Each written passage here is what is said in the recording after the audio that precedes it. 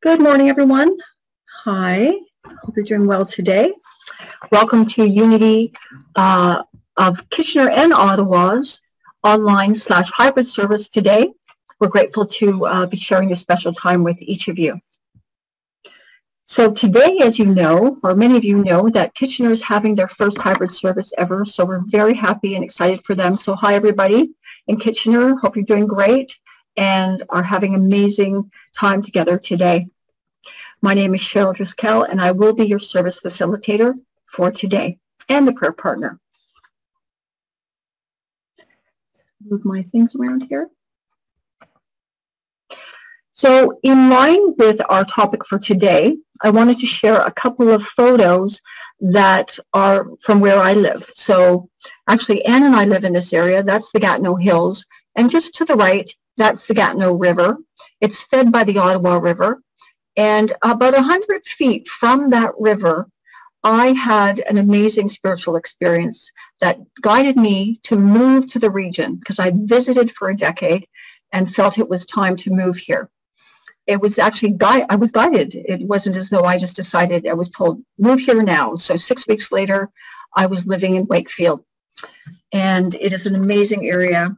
And now this is where I have all my present spiritual experiences in this yard. And I'm having a great time with that. So, and we are also, just like Ottawa, we are on the lands of the Anishinaabe, and they are Algonquin peoples. And what I've also noticed, though, from this area is that we also have a lot of Ojibwe. So, and Anne and I have been blessed to have visitors who are both Ojibwe and Algonquin to our lands and to our present stewardship of this land. And we have actually in our extended family a young Algonquin man who is an organic tea farmer. So we've been able to enjoy a lot of his amazing teas, and you can find them all over Wakefield and La Pêche region. He's selling those now. So from here, I'm just going to move into our land acknowledgement. So we begin the service by acknowledging the Algonquin Nation, on whose traditional unceded territory we're holding this online service. We gratefully acknowledge them as past, present, and future stewards of this land. And I invite you now to take a moment and connect to the earth where you live and send gratitude from your heart to the Indigenous stewards of the land on which you are presently seated.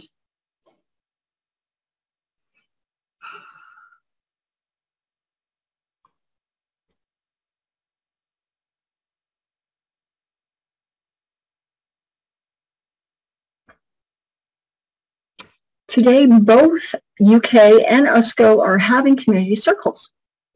So at USCO, if you would like to stay on this link following the service and come back for noon, then you'll be able to enjoy discussions about the present and future experiences ahead for USCO, and as well at the Kitchener Community Center where they are today, they will have the opportunity to have their community circle as well.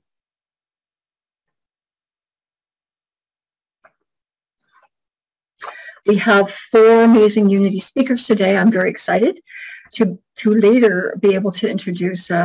There's Anne Tedio, Sue Hagar, Reverend Barbara, and Linda McCabe. So I think we're gonna have a great experience today with them sharing spiritual experiences arising out of events where they were or places where they've traveled. So that's exciting.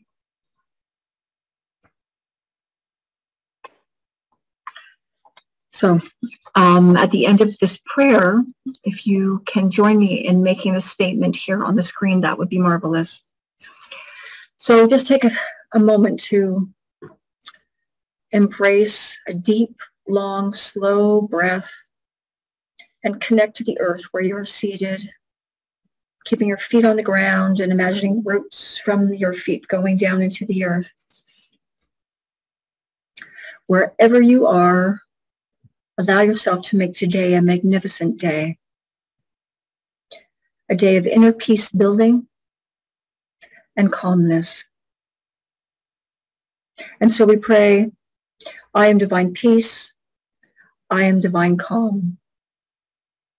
And as we take slow, deep breaths, we are able to feel the wisps of cool air entering our nose and flowing gently down to the bottoms of our lungs, allowing our diaphragm to expand for an even deeper and wider opening to spirit, the breath of consciousness and life.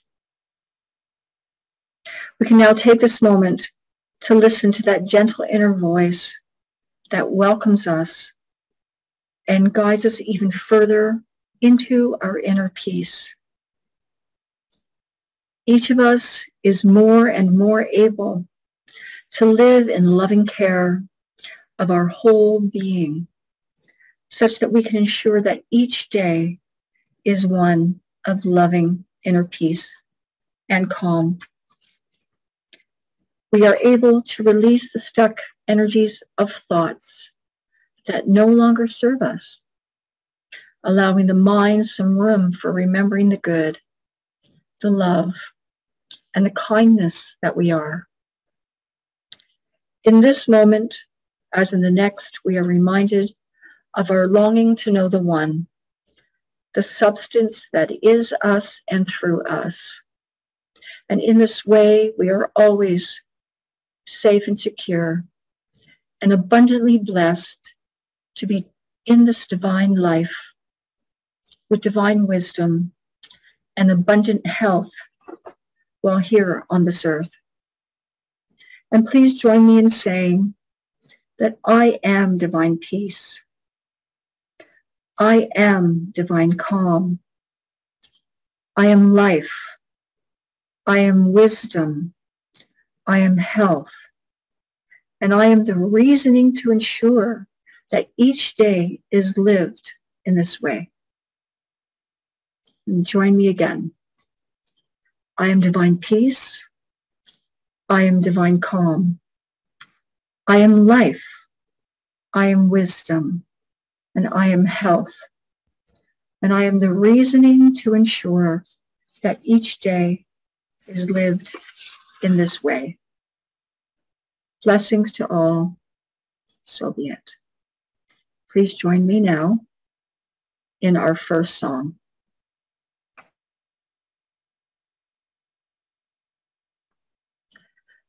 That was a wonderful song. Thank you, Lynn Atterbury, for your song choices today. That's fun. I love Tim McGraw. So we are definitely taking a deep dive today. We're making it a little more personal, which is exciting because we are learning a lot in terms of spiritual tools and spiritual vocabulary this past year by really honing in on that deep dive, which has been very exciting. And today, I'm going to welcome our first speaker. Let me just see where we're headed here. We have 4 amazing Unity speakers ahead and discussing spiritual experiences while on travel or having experiences while at an event. And I'd like to welcome our first speaker, my lovely spouse, Dr. Ann Tedio. And if you can join us, that would be fabulous. I'm here. Thank you very much. So yeah, I'm very happy to be able to share with you some of the findings I've had. I took 2 days of a mini retreat in Montreal this past week. And I realized that it's needed to take the time away from the busyness of your life, from the routine, because finding time to actually sit and be present may not be as easy in our busyness. So to take the 2 days away in a self-guided silent retreat for me was really required and very helpful in doing some self-realization and self-reflection. So I didn't go empty-handed. I took a few books with me. I had already been working with The Living Consciousness of Gay Hendricks.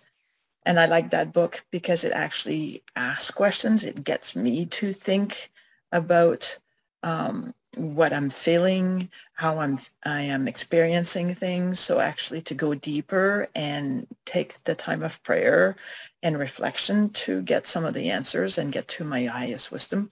So I had that book with me. And then I did take a couple of books on prayer because I come from a Roman Catholic background, and I wanted to change the way I use prayers and how I address prayers. So I went with those books and went to Montreal, stayed close to the oratory, Saint Joseph, and spent 2 days there this week. So what have I found is that I need to accept the parts or accept the past and all the feelings that it brings and to let it go. And then that I need to breathe into my resistance, because I find that it's one thing to say it, it's another to actually live it. And this breathing and deep breathing and slow breathing is something that I need to continue practicing. And while I was by myself, pacing myself slower, taking the time, it enabled me to be able to get deeper into my reflections and to actually take the time to listen to what was coming up and taking notes. So following that first realization, I came to make this commitment, which is I, Anne Thériault, commit to living my life in expanding waves of love and consciousness. And that has brought me to giving no power to my fear of my divine potential because of my human limitations. I am divine at all moments. I am full potential. So now, knowing that, and finally realizing what it meant to be part of that web of oneness, how do I actually get to live it? How do I actually feel it? And it's this space that I've been in for the last few days, is to actually realize that I'm not divine just when I want to be. I'm not divine just when I actually take the moment to pray. I am divine at all times. So do I realize that? Do I actually feel that? And since I've been thinking that way or wanting to feel it, it's been a different experience for me in the last few days. So it's like having goosebumps, realizing that I'm part of that web at every moment of my life, every time I breathe. It has enabled me to be able to be more appreciative and grateful for everything that surrounds me. It's been easier for me to actually pray. So instead of taking a moment in my day to actually pray, I can pray every time I breathe if I think about it, right? So that's what it has done for me, this mini journey. It's been just 2 days, but it's been amazingly energizing and deepening for me. I was trying to explain to someone yesterday how I was now seeing my purpose. And the picture that came to my mind from my highest wisdom is a lighthouse. So, the lighthouse is a beacon. It's being the best lighthouse as it can be. It will not go out there and rescue the boats. Each boats have to do their own work. And that's what I have to learn, is to let go of other people's needs and their own journeys, and letting them take their time to doing it, and just being the best lighthouse that I can be. And so that was the most simple image that I could give you to show you that right now I'm understanding, for me, I'm seeing myself as a lighthouse. And from that, I have also learned to say that I love myself as I am right now. Not what I'll become, not what I was, but what I am right now, who I am right now, a beautiful woman, present and aware. And for that, I am so happy and grateful to learn and love as much as I can every day right now. Thank you.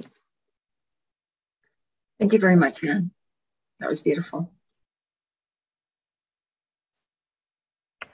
Okay, so I'd like to welcome our next speaker. This is Susan Hagar, and everybody knows Susan as the longtime president of USCO. And she is in Ottawa for a little bit. She's returning to Peru soon, which is now her home. And she's going to be sharing some insights on her travel to and within the Sacred Valley of Peru and how this has impacted her spiritual life. So thank you so much for joining us today, Sue. Thank you, Cheryl. Nice to see everybody. Excited to be in Ottawa and hopefully to see all of you next week in person. And thank you for your insight, Anne. That's really helpful to me to hear from you. And I think I felt like it was a bit of a trick question today to ask about spiritual experiences arising during times of travel because, you know, all my life is a spiritual experience and traveling just shows me a few things about me. And if any of you have heard about travel lately, it comes with a lot of lumps and bumps. And so there's a lot of spiritual and sometimes not so spiritual feeling experiences with air travel these days, you know, delays, powerlessness, fatigue, physical exhaustion, uncertainty. And so as we all know, practice, praying, meditating, doing mantras all the way back to Ottawa. And I realize how grateful I am in contrast to likely a lot of my fellow travelers that I have this practice, this mindfulness, this self-reflection that builds a muscle called faith, you know, that all is well, no matter what it looks like. And, you know, talking to my daughter this week about some things she's going through. And I said, it's like exercise, you know, these hard things, they hurt, but they're building that muscle of faith. And this is what I really feel travel has helped me with so much. You know, my goal is just to not mind any of it, to see it as a teaching for me, something I can work with. It's the schoolroom of life. It's some material. And so to that end, to say that part of our path to Peru was really in the 90s, between 1996 and 1999. Michael and I, my husband and I, were working very closely with Grandfather William Commanda of the Algonquin Nation, who many of you may know of. And we traveled with Grandfather and his firekeeper, Peter, through the Americas, North, South, Central America. And, you know, attending all these indigenous gatherings, fire ceremonies, sweat lodges, really woke me up to earth stewardship, to the 7 generations, you know, the spiritual connection to the earth, fire, water, air. And honestly, this white woman growing up here in Ottawa, that's not an education I had received. And so this, at 34 years old, when this began, this was very much a spiritual awakening for me. And it led us on our path to be connected with my teacher, who you see on the screen, Wearu Waita. This is a recent picture of us in Peru where he's giving me a teaching as we're wandering through the mountains. And I first traveled to Peru in 2004 and probably 30 plus times since then. And again, I was learning about the indigenous ceremonies of the Queros people there and their Pachamama teachings. And something I learned that was very profound is what's called Ayni, A-Y-N-I, which means sacred reciprocity. And I came to understand that they don't even have a word in their language that is thank you, because thank you in a way is separative. There's a you and there's a me. And they see it differently. Their culture is so community-based that they understand it's really a matter of coexistence, and all of us have something to offer. We're working together for the greater good. So, you know, when you're working with them in a kitchen, doing a big gathering, you know, they're not saying, oh, thanks for this, thanks for that, oh, thanks for helping me. That's just not a word. It's an understanding that everything we do in this life is together for the greater good.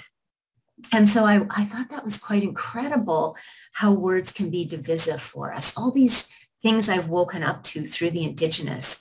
And just to move on from that, however, the most incredible experiences, spiritual experiences in Peru for me are really based in the lost Inca teachings, the Gnostic teachings of the Inca, which really teach esoteric science. And that's not something people are mostly familiar with.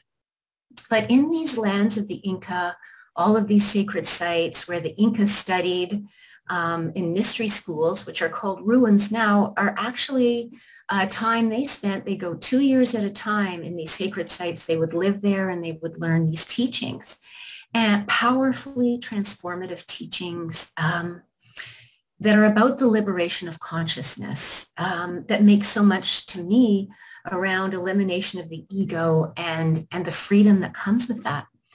And the most important piece, though, in terms of awakening for me, is the fire ceremony in the heart. It is the internal fire ceremony. So while I had spent so many years with the Indigenous learning the external fire ceremonies, I've come to really value and appreciate the very most is the internal fire ceremony, the one in my heart.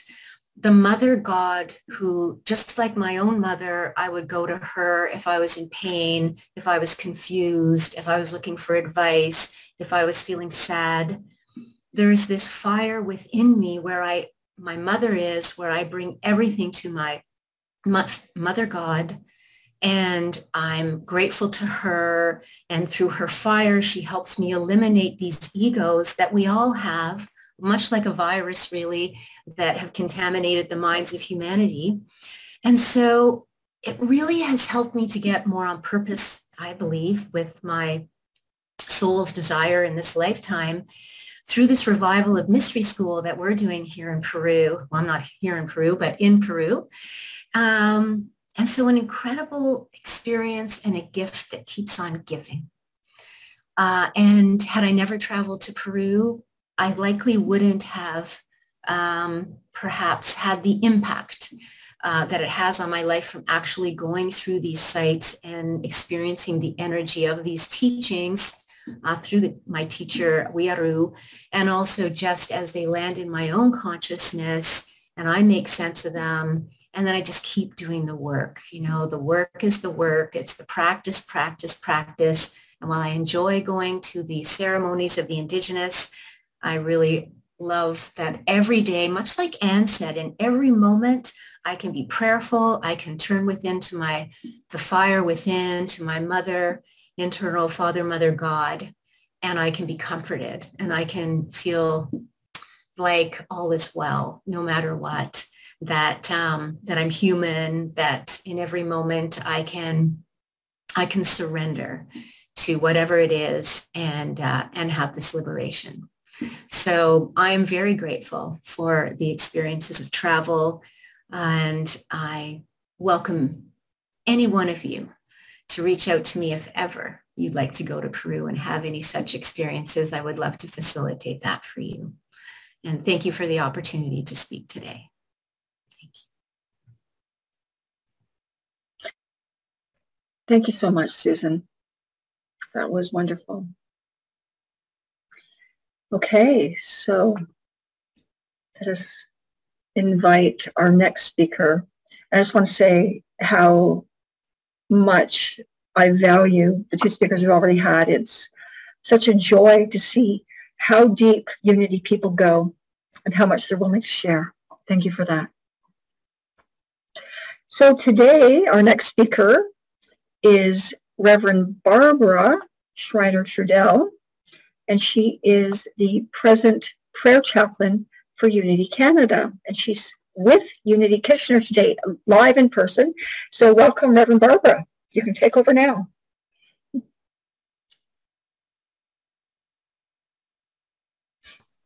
There we go. Having a little trouble unmuting here. So I am really, really glad to be here. It is truly a privilege to be invited to do this. And what I want to share is a moment that occurred through the convention that I went to, the Unity Convention in June. When I attended the convention, I was there with my walker. I was there in considerable pain, which I've been in for years, as I had a condition called spinal stenosis. And what happened for me was I went there with the intention that if Myrtle Fillmore can heal herself in the 1800s, well, surely I can do it today. So I attended this convention. Cheryl Rogers was my roommate, and she watched me, you know, crawling out of bed in the morning, all crippled up. And what occurred was on the Thursday of the convention, when I went, I was clear. I am healed. End of story. I am healed. That was my mantra. And when Thursday morning rolled around, I still took my walker into the convention hall and took my chair close to the edge so I could leave if I needed to. And somehow, some way in that morning's meeting, I experienced a healing. I stood up at the end of the meeting to talk to the speaker, the person who had done the prayers, the singer who beautifully closed out the session, and I had no pain whatsoever. I was completely, in that moment, healed. I went back up to the room, took the walker up there, left it for the remainder of the time, and that evening at the wonderful banquet, I was able to dance, which I had not done in years. The journey to transformation occurs with an intention and focus, and prayer has always been a big, big part of my experience in ministry. And when I heard the stories of Myrtle Fillmore, I kept thinking, why am I living the way I'm living? Why am I choosing to be in this position when obviously there is an alternative? It required that I shift focus, and the focus became very clear, very present, that I am healed. I am health, that my body is strong, vital, and vibrant. And today, I do not use a walker. I don't need a wheelchair to get around when it's a long walk. And I'm wearing high heels today as I'm out and about celebrating with the Unity Kitchener people. And I just feel so honored and privileged to be able to share this story, because the idea of healing is something that sometimes we look at and go, well, maybe somebody else can do it. Or, you know, that happened then, maybe their faith was greater. But this morning I was reading in one of my books about Myrtle Fillmore's, you know, strategy for healing her body. And it's really about accepting, acknowledging, and loving ourselves where we are. And when Anne spoke earlier, I love that time of solitude and silence, because that really is a place of invigoration and a place of restoring ourselves to what I would call sanity, where we remember that there is a divine presence and it's fully present right here. I don't have to go find it. That healing is a natural aspect of our being, and that it isn't something that I have to have some special dispensation to have. It is the reality of a conscious way of being. And that as I change my thinking, my experience changes. The world looks different to me today. And when I came home from convention, my husband was in awe, because it had been years and years and years since he had his wife back. And we've been out dancing since. So for that, I'm truly grateful. Thank you all for allowing me this time. And I hope something said or done inspires you to take your life back as well. God bless. Thank you, Reverend Barbara. That is, wow, that's amazing. I'm so happy for you. That's just fantastic. So we're all heading to the next convention at Unity Village, are we? Next year. Bring along whatever you need to work with. So thank you so much. So I'm going to invite now Linda McCabe, who is our next speaker out of Unity Ottawa. And she is coming to you from Peru. Linda is passionate about traveling and evolving consciousness. She's currently surrounded by the beautiful mountains in Peru, Sacred Valley, yeah. She's a longtime member of USCO, an avid student of the Twin Ray, and is in the process of her certification of the Christic Energy System Level 3 within Twin Ray teachings. She's recently camped in the American Southwest and will share a mountain moment, a beautiful moment in her travels, about her travels to Chimney Peak, okay, in Sedona, Arizona. So I'm going to hand over the screen to Linda. If you just want to go ahead and share your screen.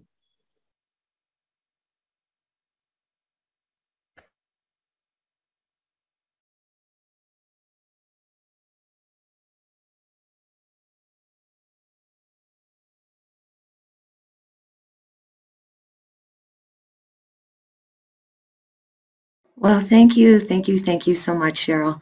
And it is just a thrill to be here. I've loved every presentation. It touched me deeply, each person with their own nuances, as we all do. And I really love the opportunity to share an aspect of my travels. And, you know, in my experience, as some of the speakers have alluded to, life is a sacred spiritual journey. And I didn't always feel that way. And so whether traveling or, as you were saying, Cheryl, staying put, we have opportunities to grow and advance spiritually. So I chose to, well, I was really working on now, how am I going to, just trying to figure out how to go to my next slide. There. Got a stutter in my finger. So truly life is a mystery, and the light and the shadows coexist together. And for me, as for all of us, life is sacred and it is spiritual. And this was a picture that I took in Antelope Canyon, and I love the way the shadow and the light dance together in one unified way of being. So really, when Cheryl asked me, well, what am I going to speak about? I was like, oh, I've been traveling so much, exploring so much, experiencing so much, growing so much. What am I going to do? I could talk about Peru. I could talk about the sacred ceremonies I'm doing with the Incan priestess I study with, Kirienka. So we were doing a coca ceremony and healing the land. I could talk about my recent trip I had some peak experiences in Costa Rica. I could talk about the recent retreat with my teachers, the Twin Rays, Shikina Ma and Sananda Ji. Profound experiences there. But I decided to settle on Sedona. You know, I have had this dream in my heart for a long, long time that I would travel in the Southwest. And after the retreat that I was in Ashland, Oregon, I hooked up with my friend Barbara in Wyoming, and we set off in her truck and camper and toured around the Southwest. And I have always wanted to go to Sedona. I'm sure some of you here listening as well. And the website describes Sedona as beneath the endless beauty lies a healing heart, both powerful and sacred, a place of enlightenment. So I was overjoyed. It was like my dream has come true. So Barbara and I, moving all on its own here. Barbara and I decided we wanted to have one of our journeys, one of our treks in the land guided. So a trusted friend recommended a man named Joseph, a guide named Joseph. Connected with him, set it up. We were to meet him a couple of days later in the parking lot in Sedona, 5 o'clock in the morning. So we set off 4:15 in the dark. It was just like a haze of light coming up. And we arrived in the parking lot and we met Joseph. So I'd like you to meet Joseph. He is absolutely an amazing individual. When we met him, he pulled out a bag of feathers out of his truck and he said, take one. Robbie took a gold one, I took an orange one. We piled into his truck and off we went. And you know what? Turns out he is from North Bay. Now imagine, I'm all the way in Sedona and the guide I choose is from North Bay. So he's half Indigenous, and as a result of a vision quest, he moved to Sedona 13 years ago. He nuanced. He was completely devoted to Mother Earth, Pachamama, Divine Mother. He called her Mom. And sometimes I got mixed up in whether he was talking about his own mom or Mom the Earth. But he called the Earth Mom. And he nuanced every bit of nature, the elements, the insects, the animals, the birds, the plants, even the way the trees grew. Every step was an adventure. Every step took us deeper into our hearts. So at one point, he stopped and he asked us about her feathers. So he asked Barbara which one she chose, and she had the yellow one. And he elaborated at great depth about her wisdom and her ceremonies and, you know, her accumulated knowledge and what she was bringing to the earth. And it was all true about her. And I was really getting excited because I thought, there, I got an orange feather. I'm going to get some really good news. So he turns around to me and he says, you need a thicker skin. You're too sensitive. You take things too personally. And you let other people take advantage of you. Wow. I was like feeling crestfallen there. I had myself all pumped up that all the years that I've been doing this spiritual wisdom on my travels and learning and growing and evolving would create for me an opportunity to be recognized as, yeah, like my friend Barbara. But no, the truth is, he was right. This was the perfect feather for me. And that was an area that still needed refinement and growth. I did need a thicker skin. So we continued on our path, and we had to pick up our pace because, you know, it was starting to, the sun was starting to peek out. And so we needed to get to the cave that we were heading for. So as the light is starting to shine on Chimney Rock, you can see how beautiful it is. And that is the place that most people go. However, we turned in the opposite direction, and we went to the cave, a lesser known gem. So Joseph introduces us to the cave and speaks into the divine feminine and the honoring of the feminine both within our own bodies and within the earth herself. And we are moving into a time, or we're already in the time, where the divine feminine is rebirthing itself within all of humanity.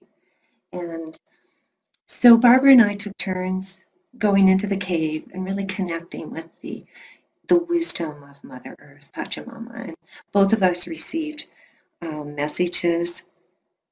And then we got ready for the ceremony, and we each held out our feather. Barbara was first, and he, you know, just said, say, you know, set your intentions. And then he lit the feather on fire, and I don't have pictures of that. And he watched so intently, he listened, and he observed, and he then interpreted what happened with her feather, indicating she had lived a really deep life, having cleared so much baggage and limitations. So then he turned to me, and I held out my orange feather. And I was really curious to see how, you know, what would show up with that. And so he burns it, and he notices it. But before he burnt it, he noticed the way the feather was shaped and was kind of curved. And he said, oh, well, that indicates that your path, you've had a lot of pain, a lot of challenges in your life. But now you see there's a curve here. And that curve means that you're on a new path and a new trajectory, and that your life is going to expand in a different direction. And so he burns my feather, and it burns clearly down to the down to the quill. And there's just a lump of congealed burnt feather on the end, and that fell onto the ground inside the cave. And he said, that indicates that you have had some challenging relationships, but the one that you are most challenged with seems to have resolved itself, or is in the process of completing. So that was a good sign, and I felt quite good. So I went back in the cave, activated my crystals, and connected again with Pachamama just to receive another message. And then it was Barbara's turn, and she went in, and she was so drawn to just being one with Mama. And she curled up, and she said she felt like she was being held by Divine Mother herself. So then Joseph had us breathe our intentions onto this beautiful dream catcher that a friend of his makes. and then hung it in a tree. And so we watched as wind blew our intentions across the land.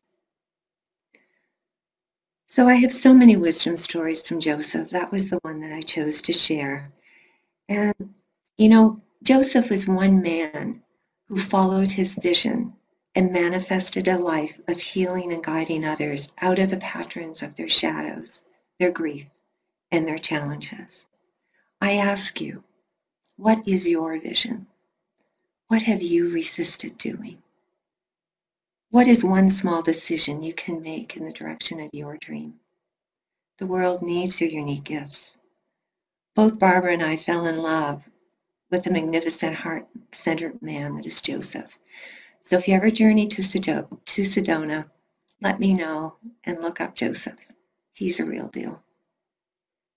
And in closing, I would like to encourage you to embrace life's never-ending miracles.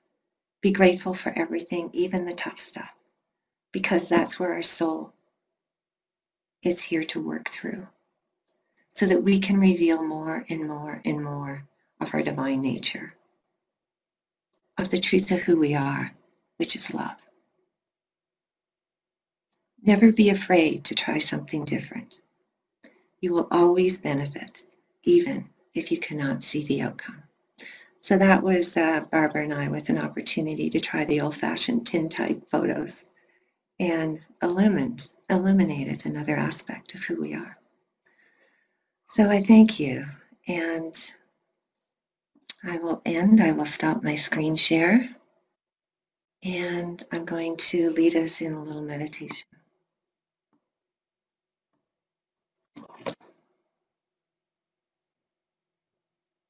As soon as I unstick my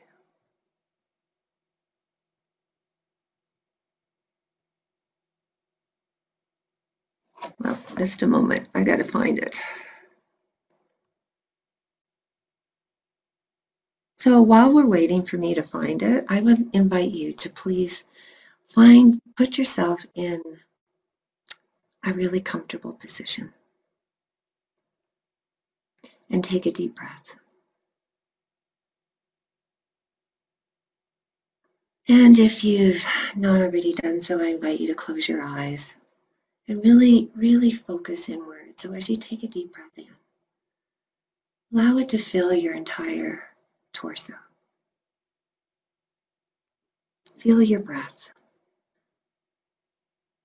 And as you breathe out, notice how effortless the breath is.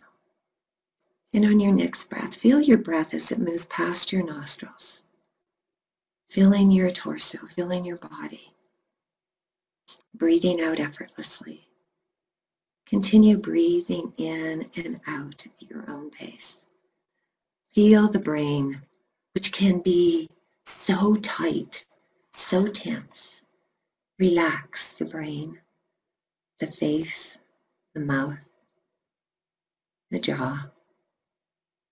Relax shoulders, back, hips, and legs. Feel the strength of the floor of the chair support your body. Feel your feet against the floor. Continuing to breathe in and out, see or imagine that each breath you take, you are drawing in tiny particles of sparkling light, flowing softly and gently through the top of your head, moving through your entire body, entering each cell. Breathing in and breathing out. Breathing in the particles of light and breathing out the particles of light.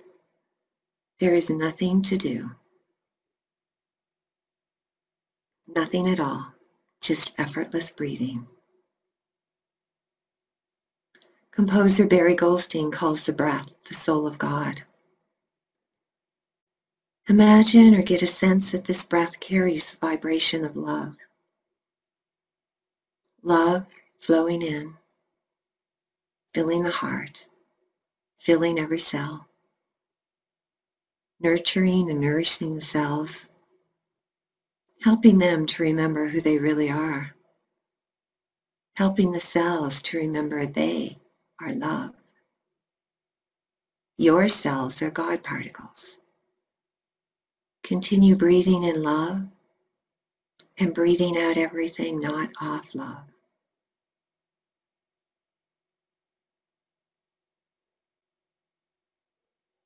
As a child of God, you were created to create the good, the holy, the beautiful. God is love, and therefore so are you. Feel the embrace of this love wrapping itself around you as we enter the silence, saying silently to yourself, I am a loving, compassionate presence. I am a loving, compassionate presence. I am a loving, compassionate presence in the silence.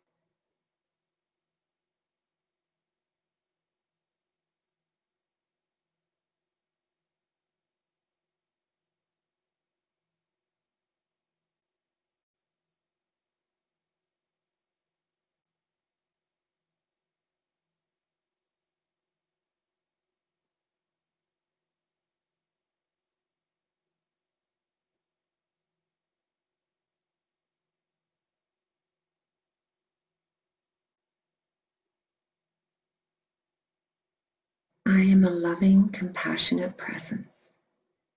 I am healed, healthy, and whole. My body is strong, healed, and vibrant. I am love itself. And breathing into this love, this grace, this breath from the soul of God, know you are love and you are loved.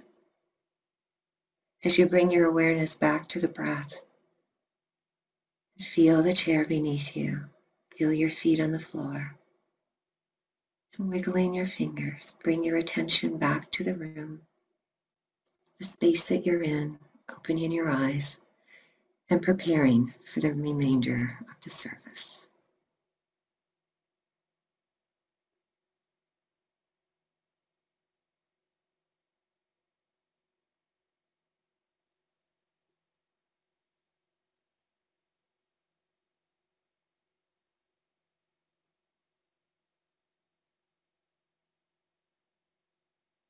Now to offer the spiritual community blessing.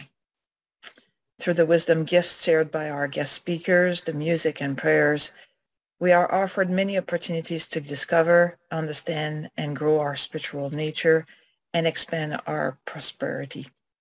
So let us now know our good by saying the words of this blessing together. We are abundantly blessed. Creative people are drawn to us. Divine ideas flow through us. Financial resources bless us, and we accomplish mighty works together. Remember us in the sharing of your prosperity. We exist in part because of your generous financial support, which enables us to live our mission of expanding consciousness and transforming lives. The many ways to give to USCO are outlined in the weekly newsletter and on the website at www.unityottawa.org. And you may also find information for Unity Kitchener in their newsletter and on their website.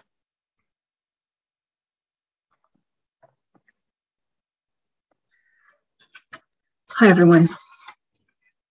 I just want to say I am so grateful for each person who has given up their time and talent today to uplift us all this Sunday. And I am grateful for each of you for saying yes and being present. it has been such a joyful experience today to watch and hear the speakers. I am totally grateful and just ecstatic to know you and to have you in our community. Thank you so much. So we welcome your feedback on our service today. Please send your comments to the office at officeunityottawa@yahoo.ca should you wish to share. And coming next week, we have a hybrid service in Ottawa, and we will be welcoming Chris Peacock. And she is a lifetime musician who is also the music director of In Harmony, which is a women's chorus in Ottawa. And she will be speaking on the spiritual journey through music to be in flow. She's a very bubbly, fun-loving person, and I hope that you will join us to hear more about music and spirituality with Chris. Now, please join me in saying the prayer of protection. The light of God surrounds us. I am the light. The love of God enfolds us. I am the love. The power of God protects us. I am the power. The presence of God watches over us. I am the presence. Wherever we are, God is, and all is well. Please do share the names of individuals you'd like to have prayed for this week ahead.